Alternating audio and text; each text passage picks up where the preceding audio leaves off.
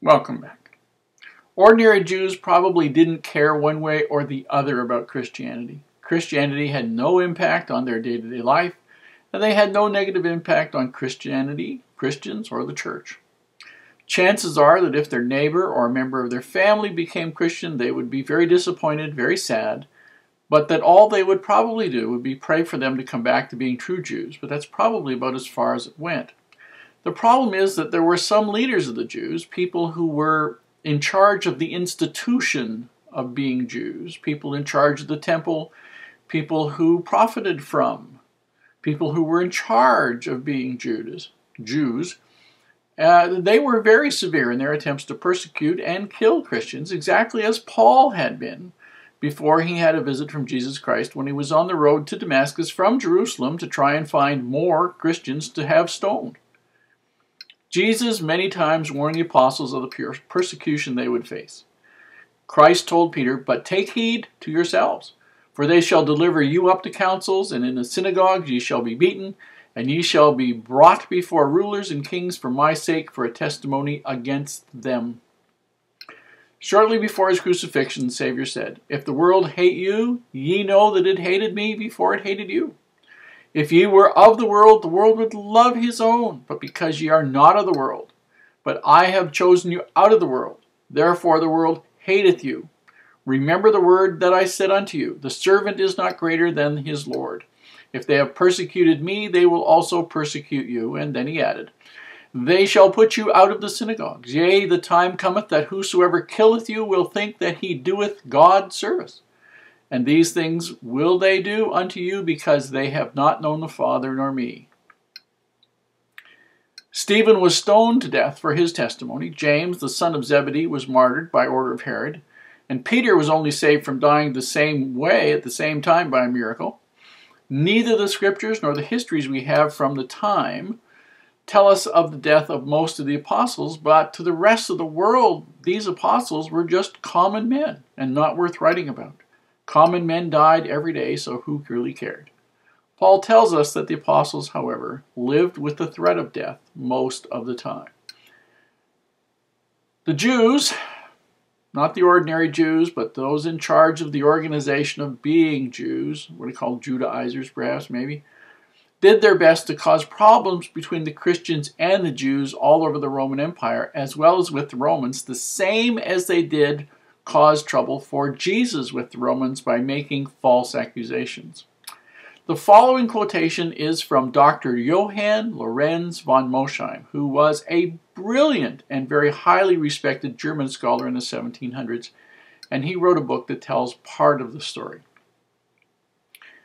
Quote, "The Jews who lived out of Palestine in the Roman provinces did not yield, were not lower than, or less zealous than, to those of Jerusalem in point of cruelty to the innocent disciples of Christ. We learn from the history of the Acts of the Apostles and other records of unquestionable authority that they spared no labor, but zealously seized every occasion of animating the magistrates, the judges, against the Christians and setting on the multitude to demand their destruction. The high priest of the nation and the Jews who dwelt in Palestine were instrumental in inciting the rage of these foreign Jews against the infant church by sending messengers to exhort, means encourage, them not only to avoid all intercourse with the Christians, no business dealings or socializing, but also to persecute them in the most vehement, violent manner. For this inhuman order they tried, to find out the most plausible pretext, that is the best excuses. And therefore they gave out that the Christians were enemies to the Roman emperor, and since they acknowledged the authority of a certain person whose name was Jesus, whom Pilate had punished capitally, meaning killed, as a malefactor, meaning criminal, by a most righteous sentence, crucifixion, and on whom nevertheless they conferred the royal dignity, referred to as king. Jesus' predictions about the coming destruction of Jerusalem, that was the end of the quote from Mosheim, or from Mosheim.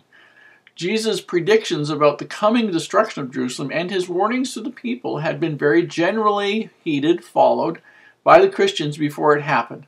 Eusebius, who was writing in about 300 or so, informs us that most of the church members had moved out of Jerusalem into the provinces beyond the Jordan River and pretty well escaped the war between the rebellious Jews and the Romans in 70 AD, when both the city of Jerusalem and the temple were totally destroyed. He continues. This is Eusebius. The innocence and virtue that distinguished so eminently the lives of Christ's servants and the apostles, purity of their doctrine, they taught, were not sufficient to defend them against the virulence and malignity, that means the hate and the cancerous nature of the Jews. The priests and rulers of that abandoned people not only loaded with injuries and reproached the apostles of Jesus and their disciples, but condemned as many of them as they could to death, and executed in the most irregular and barbarous manner their decrees. The murder of Stephen, of James, the son of Zebedee, and of James, surnamed the Just, who was the bishop of Jerusalem, furnished dreadful examples of the truth of what we here advance. This odious malignity, means smelly way of living, of the Jewish doctors against the heralds of the gospel, Eusebius was a very zealous Christian, by the way, was undoubtedly owing to a secret apprehension that the progress of Christianity would destroy the credit of Judaism, and bring on the ruin of their pompous ceremonies. Now, that's pretty much how the Jews looked at it, and they did that as long as they could. The other set of persecutions was from the pagans. Now, I use the term pagan to be the same as what you might call heathen, meaning people who did not believe in the God described by the Lord, and who were primarily idol worshippers. The motives for heathen people to persecute the church are not as simple as those of the Jews, since there were many hundreds of different cults and thousands of idols all throughout the Roman Empire. The problem was, however, that Christianity taught that all idols had no value, and all those people who worshipped idols were, by nature, opposed to Christianity for putting down their worship. And they united in their opposition to the gospel of peace, which did not really fight against idol worship, and the pagan people often were extremely cruel and deadly. The pagans had no moral standard that required them to be patient or loving or forgiving, or not slit your throat if you did something they didn't like. Many Christian historians and others sympathetic to Christian problems described in great detail the sufferings of many members of the church as they were burned or killed by being torn apart by wild animals, while many pagan historians pretty much wrote as though the Christians were some sort of criminal class who were rightfully destroyed if you could find them and if they would confess. There are some facts, however, which both groups have written about and that are not seriously disputed. The Roman Empire itself was agreed to be the principal pagan aggressor. This is usually strange because Rome was unusually totally tolerant of religion of the people all over the empire. There is some thought that the excessive zeal on the part of some Christians denouncing the Romans as ignorant, stupid savages or whatever had a lot to do with causing anger among the pagans. Dr. Mosheim wrote, "A very natural curiosity calls us to inquire how it happens that the Romans, who were troublesome to no nation on account of their religion, and who suffered even the Jews to live under their own laws and follow their own methods of worship, treated the Christians alone with such severity. This important question seems still more difficult to be solved when we consider that the excellent nature of the Christian religion and its admirable tendency to promote both the public welfare of the state and the private felicity of the individual entitled it in singular manner to the favor and protection of the reigning powers." In other words, they were so wonderful they should have been protected by the state. One of the principal reasons of the severity with which the Romans persecuted the Christians, notwithstanding these considerations, seemed to have been the abhorrence and contempt with which the Christians regarded the religion of the empire, which was so intimately connected with the form and the very essence of the politics of the state.